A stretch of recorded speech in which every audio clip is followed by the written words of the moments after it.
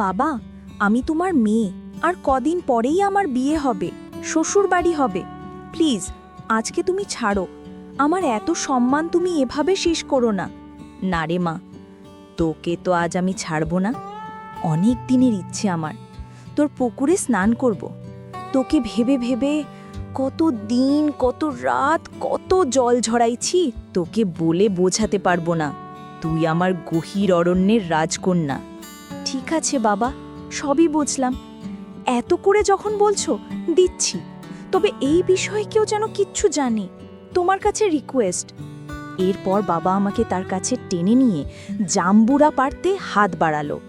2-3 minute জাম্বুরা পাড়া try করে বাবা গাছ থেকে সকল আগাছা ছেড়ে ফেলল।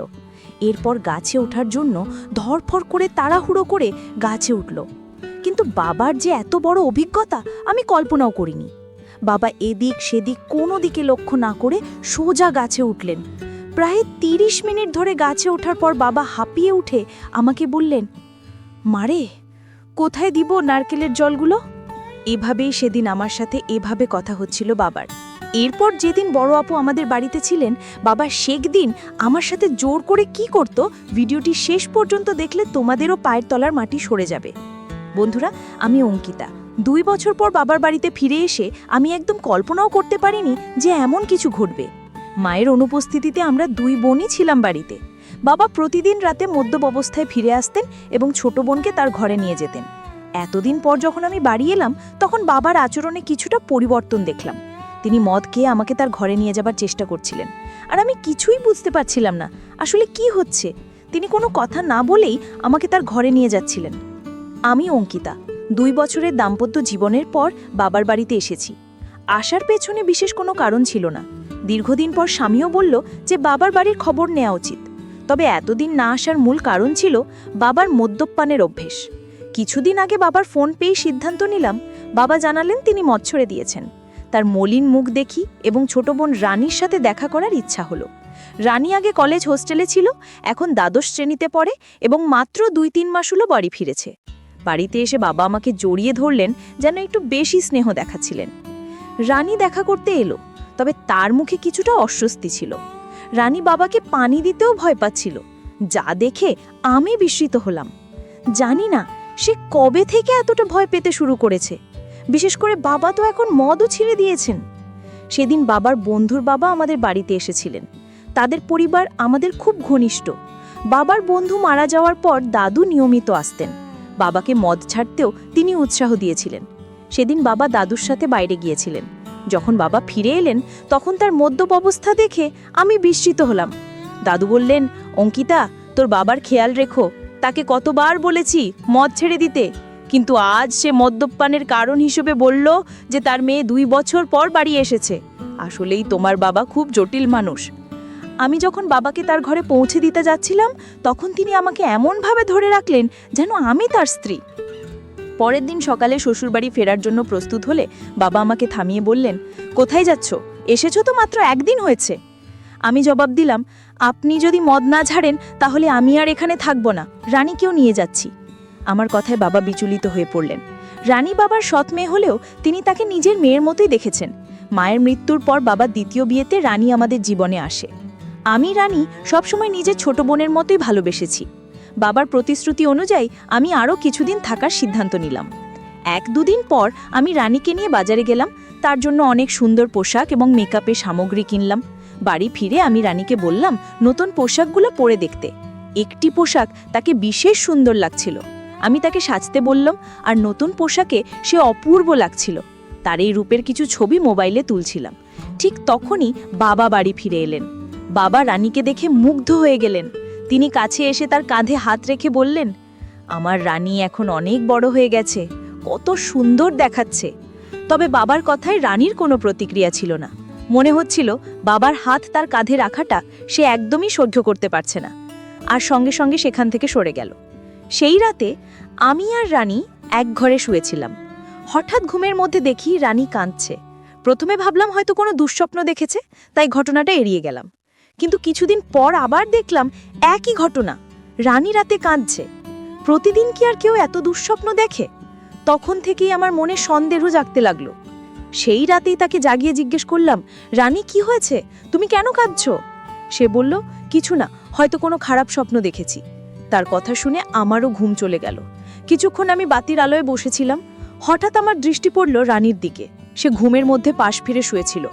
আমি খেয়াল করলাম তার শরীরে কিছু অস্বাভাবিক পরিবর্তন। আমার মনে হলো বিয়ের 3 বছর পেরিয়ে গেলেও আমার শারীরিক অবস্থায় তেমন কোনো পরিবর্তন আসেনি, কিন্তু রানীর ক্ষেত্রে ব্যাপারটা একদম আলাদা ছিল। তার শারীরিক পরিবর্তনগুলো স্পষ্ট ছিল। বাড়িতে ফিরে আমি লক্ষ্য করলাম রানী সবসময় ঢিলেঢালা পোশাক পরছে এবং নিজেকে আড়াল করে চলছে। তখন বুঝতে পারলাম এর পেছনে নিশ্চয় কোনো কারণ আছে। মাত্র 16 বছর একটি মেয়ের শরীরে এত পরিবর্তন কিভাবে হলো তা ভেবে আমি অবাক হলাম। কৌতূহলী হয়ে আমি তার কয়েকজন বন্ধুর সাথে কথা বলি এবং জানতে চেষ্টা করি রানীর কি কোনো বিশেষ বন্ধু আছে। সবাই এক কথায় জানালো যে রানী মোটেও সে ধরনের মেয়ে নয়, সে কখনোই দায়িত্বহীন ছিল না। তবে সমস্যা কোথায় তা আমার বুঝতে হবে। সেই রাতে যখন আমি ঘুমাচ্ছিলাম, হঠাৎ দেখি বাবা ঘরে এসে রানীকে নিয়ে বাইরে চলে গেলেন। আমি সবকিছু চোখের আড়াল থেকে দেখছিলাম, কিন্তু কিছু বলতে পারলাম না। অনেকটা সময় পার হয়ে গেল, রানী তখনও ঘরে ফিরছিল না। অবশেষে যখন সে ফিরে এলো, আমি খেয়াল করলাম তার হাঁটা স্বাভাবিক নয়, সে বেশ অস্বস্তি নিয়ে চলাফেরা করছে। পরের দিন দুপুরে যখন রানী কলেজ থেকে বাড়ি ফিরল, তখন আমি সরাসরি তাকে জিজ্ঞাসা করলাম, রাতে তুমি বাবার সাথে কোথায় গিয়েছিলে? সে বলল, বাবা ক্ষুধার্ত ছিলেন, তাই তাকে খাওয়াতে গিয়েছিলাম। রানীর এই ব্যাখ্যা আমার ঠিক মনে হলো না। তখন আমি সরাসরি রানীকে জিজ্ঞেস করলাম, রানী, তুমি বাবাকে কেমন মনে করো? তিনি কি তোমাকে কোনোভাবে বিরক্ত করেন বা তোমার বয়সের তুলনায় বাসার ভারী কোনো কাজ করতে বলেন? রানী দ্রুত বলল, না, বাবা তো আমার খুব যত্ন নেন। তারপর সে নিজের ঘরে চলে গেল। আমার বাবা এখনো বেশ তরুণ দেখতে ছিলেন। তার বয়স এখন 45। আমি দেখেছি তিনি সকালে নিয়মিত ব্যায়াম করেন এবং রানীকেও সঙ্গে ডেকে নেন, কিন্তু তাদের মধ্যে কি চলছে তা আমি বুঝতে পারছিলাম না। একদিন হঠাৎ আমার ননদ ফোন করলেন। তিনি রানীর জন্য একটি সম্পর্কের প্রস্তাব নিয়ে কথা বললেন। আমি তাকে জানালাম যে তানিয়া মাত্র 16 বছরের মেয়ে। তখন তিনি বললেন, প্রস্তাবটি খুব ভালো, ছেলে প্রতিষ্ঠিত। ননদের অনুরোধে আমি ছেলের পরিবারের সাথে যোগাযোগ করলাম এবং তাদের বাড়িতে আমন্ত্রণ জানালাম। যখন তারা রানীকে দেখলেন, ছেলের মা বললেন, আপনার বোনের বয়স কি সত্যি 16? দেখুন, এই মেয়ের শরীর এবং বয়সে বড় পার্থক্য রয়েছে। এমনকি ছেলের মা স্পষ্টই বিয়ের প্রস্তাবটি ফিরিয়ে দিলেন, কারণ তাদের মনে হয়েছে রানীর শারীরিক গঠন তার বয়সের তুলনায় অনেকটাই বেশি। আসলে আমাদের তেমন তাড়া ছিল না তার বিয়ের বিষয়, তবে ননদের অনুরোধে আমি তাদের বাড়িতে ডেকেছিলাম। আমি দেখার ব্যবস্থা এমন এক সময় করেছিলাম যখন বাবা বাড়িতে ছিলেন না, এবং আমি তাকে কিছু জানাইনি। কিন্তু যখন বাবা জানতে পারলেন, তিনি ভীষণ রেগে গিয়ে বললেন, তুমি কি পাগল হয়েছো? তানিয়া মাত্র 16 বছরের মেয়ে, আর তুমি তার জন্য এখনই প্রস্তাব আনছো? যদি এখানে থাকতে না পারো তবে নিজের শ্বশুর বাড়ি চলে যাও। বাবার এই প্রতিক্রিয়ায় আমি হতবাক হয়ে গেলাম, কারণ এটা তো কেবল সাধারণ একটি দেখাশোনা ছিল। বাবার রানীর প্রতি অতিরিক্ত মনোযোগ আমাকে চিন্তিত করছিল। যদিও আমি সরাসরি কিছু সন্দেহ করিনি, তবে তাদের আচরণ আমাকে ক্রমশ সন্দেহজনক লাগতে শুরু করেছিল। রানীকে প্রায়ই বাবার পেছনে ঘুরতে দেখতাম। বাবা আমার সাথে এত রাগ করলেও আমি শ্বশুরবাড়ি যেতে চাচ্ছিলাম না। দাদু, যিনি আমাদের বাড়ি থেকে 2টি বাড়ি পরে থাকতেন, আমাদের মধ্যে এই সমস্যা লক্ষ্য করেছিলেন। তিনি বাবাকে বোঝানোর চেষ্টা করলেন যে মেয়ের সাথে এমনভাবে কথা বলা উচিত নয়, কিন্তু বাবা কারোর কথা শোনার মতো অবস্থায় ছিলেন না এবং রেগে নিজের ঘরে চলে গেলেন।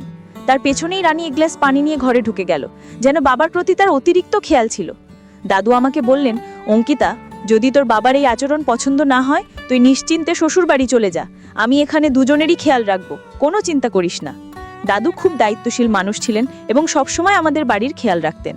2 দিন পর আমি শ্বশুর বাড়ি চলে গেলাম। সেখানে পৌঁছে দেখি আমার ননদ আগে থেকেই এসেছে। সে বলল, অঙ্কিতা, আমি তোকে শুধু একটা পরামর্শই দিয়েছিলাম।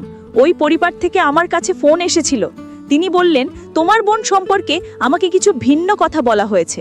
তারা বলেছে মেয়েটি বিয়ের আগেই শরীরে অদ্ভুত পরিবর্তন করেছে। আমাদের শ্বশুরবাড়িতেও রানীর শারীরিক পরিবর্তন নিয়ে কথা হচ্ছিল। বন্ধুরা, এই পর্বের গল্পটি এখানে শেষ। পরবর্তী পর্বটি দেখতে চাইলে অবশ্যই চ্যানেলটি সাবস্ক্রাইব, ভিডিওটিতে লাইক এবং ভিডিওটি শেয়ার করে কমেন্ট করে জানান পরবর্তী পার্টের জন্য। ধন্যবাদ।